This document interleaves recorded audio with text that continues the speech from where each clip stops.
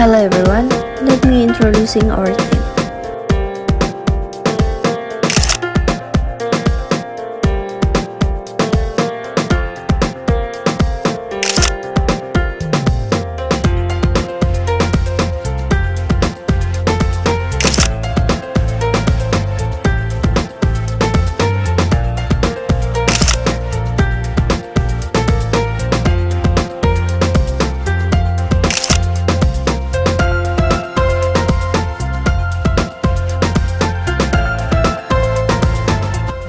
Apakah yang kamu ketahui tentang korupsi?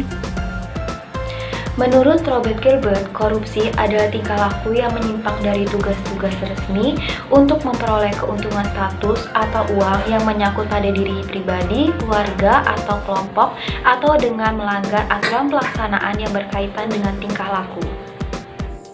Adapun pengertian korupsi secara luas adalah setiap perbuatan yang buruk atau setiap penyelewengan. Namun dalam perspektif hukum, tindak pidana korupsi diatur dalam Undang-Undang Nomor 31 Tahun 1999 tentang pemberantasan tindak pidana korupsi sebagaimana telah diubah dengan Undang-Undang Nomor 20 Tahun 2001 tentang perubahan atas Undang-Undang Nomor 31 Tahun 1999 tentang pemberantasan tindak pidana korupsi. Apa saja yang menjadi ciri-ciri korupsi? Ciri-ciri korupsi meliputi yang pertama, dilakukan lebih dari satu orang, merahasiakan motif tertentu, ada keuntungan yang ingin diraih, berhubungan dengan kekuasaan atau kewenangan tertentu, berlindung di balik pembenaran hukum, melanggar kaidah, kejujuran, dan norma hukum, serta mengkhianati kepercayaan. Bisakah kalian sebutkan model-model korupsi? Oke, jadi menurut Adi Chandra itu terdapat 3 model korupsi. Yang pertama, model korupsi lapisan pertama, lapisan kedua, dan lapisan ketiga. Dan saya akan membahas tentang lapisan yang pertama. Jadi yang lapisan pertama ini berada dalam bentuk suap atau bisa dibilang bribery, yakni di mana prakarsa datang dari pengusaha atau warga yang membutuhkan jasa dari birokrat atau petugas pelayanan publik atau pembatalan kewajiban membayar denda ke kas negara. Pemerasan di mana prakarsa untuk meminta balas jasa datang dari birokrat atau petugas pelayanan publik lainnya. Model korupsi lapis kedua yaitu jaring-jaring korupsi atau cabal antar birokrat, politisi, aparat penegak hukum, dan perusahaan yang mendapatkan kedudukan istimewa. Menurut Adi Chandra, pada korupsi dalam bentuk ini biasanya terdapat ikatan-ikatan yang nepotis antara beberapa anggota jaring-jaring korupsi, dan biasanya lingkupnya mencapai level nasional. Selanjutnya, yaitu model korupsi 3 lapis. Dalam model ini berlangsung dalam ruang lingkup internasional, di mana para aparat penegak hukumnya berada pada lembaga-lembaga internasional yang memiliki otoritas di bidang usaha mancanegara yang di dalamnya terdapat anggota jaring korupsi internasional. Apakah kalian mengetahui jenis-jenis korupsi dan contoh tindak pidana korupsi yang pernah terjadi di Indonesia? Berdasarkan Undang-Undang Nomor 31 Tahun 1999 dan Undang-Undang Nomor 20 Tahun 2001, jenis-jenis korupsi dirumuskan ke dalam 30 jenis tindakan pidana korupsi. Adapun perilaku atau perbuatan yang diidentifikasikan sebagai pidana korupsi dikelompokkan menjadi 7 kasus. Pertama, kerugian negara. Perbuatan melawan hukum yang dilakukan oleh seseorang dengan sengaja untuk memperkaya diri sendiri atau orang lain atau suatu korporasi yang dapat merugikan keuangan negara atau perekonomian negara termasuk ke dalam tindak pidana korupsi. Salah satu contoh kasus korupsi yang sangat merugikan keuangan negara yaitu kasus korupsi yang menjerat mantan Ketua DPR Setia Novanto terkait penganggaran EKTP. Dalam kasus ini negara mencapai kerugian hingga 2,8 triliun dengan fee yang didapat Novanto sebesar 3,5 juta US dollar. Kedua, suap menyuap. Setiap orang yang memberikan atau menyajikan sesuatu kepada pegawai negeri atau penyelenggara negara dengan maksud supaya pegawai negeri tersebut melakukan sesuatu dalam jabatan yang bertentangan dengan kewajibannya merupakan perbuatan suap menyuap. Perbuatan suap menyuap tidak hanya dalam berbentuk uang, melainkan juga dapat berbentuk barang mewah, jabatan, serta hadiah atau janji yang sengaja diberikan untuk melakukan perbuatan berdasarkan kepentingan golongan tertentu. Contoh kasus korupsi suap yaitu kasus korupsi advokat Arief Fitriawan yang telah terbukti melakukan suap kepada 2 hakim pengadilan negeri Jakarta Selatan dengan memberikan uang sejumlah 490 juta rupiah kepada 2 orang hakim pengadilan negeri Jakarta Selatan. Ketiga, penggelapan dalam jabatan. Penggelapan dalam jabatan merupakan perbuatan yang dilakukan seseorang dalam menjalankan suatu jabatan umum secara terus-menerus atau hanya sementara waktu dengan sengaja. Dalam hal ini, orang yang terlibat atau membantu dalam perbuatan menggelapkan, menghancurkan, merusakkan, atau sengaja membuat tidak dapat dipakai barang, akte, surat, atau daftar tertentu termasuk ke dalam tindak pidana korupsi.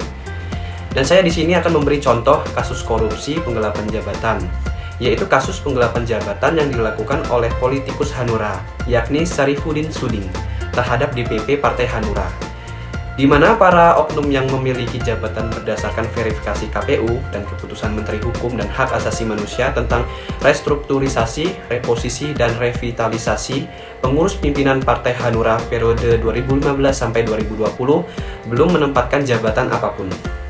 Keempat, pemerasan.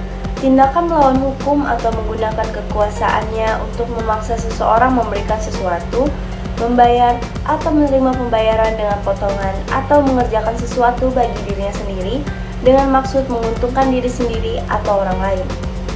Contoh kasus pemerasan yaitu kasus pemerasan yang dilakukan oleh 3 orang jaksa kepada 63 kepala sekolah menengah pertama se-Kabupaten Inhu, Riau. Pemerasan ini dilakukan pada bantuan dana bantuan operasional sekolah BOS pada tahun 2019. Berdasarkan keterangan oknum, masing-masing sekolah harus memberikan dana sebesar 10 juta kepada tersangka. Kelima, perbuatan curang. Perbuatan pengadaan atau pemberian barang yang mengakibatkan kerugian bagi orang lain atau negara serta mengancam keselamatan suatu negara. Adapun pihak-pihak yang sering terlibat dalam perbuatan curang ini yaitu pemborong, pengawas, rekanan TNI atau Polri, rekanan pengawas TNI atau Polri, dan lainnya. Contoh kasus perbuatan curang yaitu kasus proyek Jalan Nasional Lampung yang menyebabkan negara mengalami kerugian hingga 69 miliar. Kasus ini terungkap dari adanya ketidaksesuaian hasil konstruksi kerja dengan kontrak kerja. Keenam, benturan kepentingan dalam pengadaan. Pengadaan merupakan kegiatan yang bertujuan untuk menghadirkan barang atau jasa yang dibutuhkan oleh suatu instansi. Dalam hal ini terdapat proses seleksi untuk menentukan orang atau instansi yang ditunjuk sebagai pengadaan barang. Proses tersebut harus dilakukan dengan bersih dan jujur. Contoh kasus korupsi dalam hal pengadaan yaitu kasus yang menjerat mantan Gubernur Banten Ratu Ketut yang ditetapkan menjadi tersangka kasus pengadaan barang alat kesehatan di Provinsi Banten. Pengadaan dilakukan dengan mengatur lelang pemenang dalam pengadaan alat kesehatan di Banten, serta menerima uang dari perusahaan yang dimenangkan. Dari hasil kegiatan ini, Ketut menerima uang sejumlah 3,9 miliar. Terakhir, gratifikasi. Gratifikasi merupakan pemberian yang diberikan kepada layanan atau manfaat yang diperoleh. Pemberian dalam gratifikasi memiliki arti luas yang meliputi pemberian uang, barang rabat atau diskon, komisi, pinjaman tanpa bunga, tiket perjalanan, fasilitas penginapan, perjalanan wisata, pengobatan cuma-cuma, atau fasilitas lainnya. Contoh kasus korupsi gratifikasi yaitu kasus yang menjerat mantan Bupati Kepulauan Taulat, Sri Wahyumi Mariawanalip. Dalam kasus ini, beliau mendapatkan gratifikasi sekitar 9,5 miliar dari kegiatan proyek infrastruktur di Kabupaten Kepulauan Taulat tahun 2014 sampai 2015.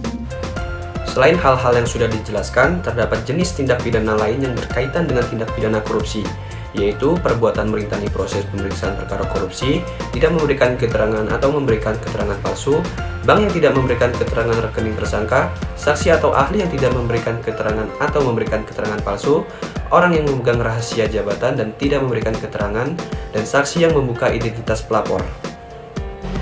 Partisipasi masyarakat sangat diperlukan dalam upaya pemberantasan korupsi. Masyarakat perlu dilibatkan dalam upaya pemberantasan korupsi karena masyarakat memiliki kontribusi dan memberikan peluang bagi tumbuh suburnya korupsi. Masyarakat yang berdaya dapat melakukan kontrol secara efektif terhadap lembaga negara yang bertugas memberantas korupsi.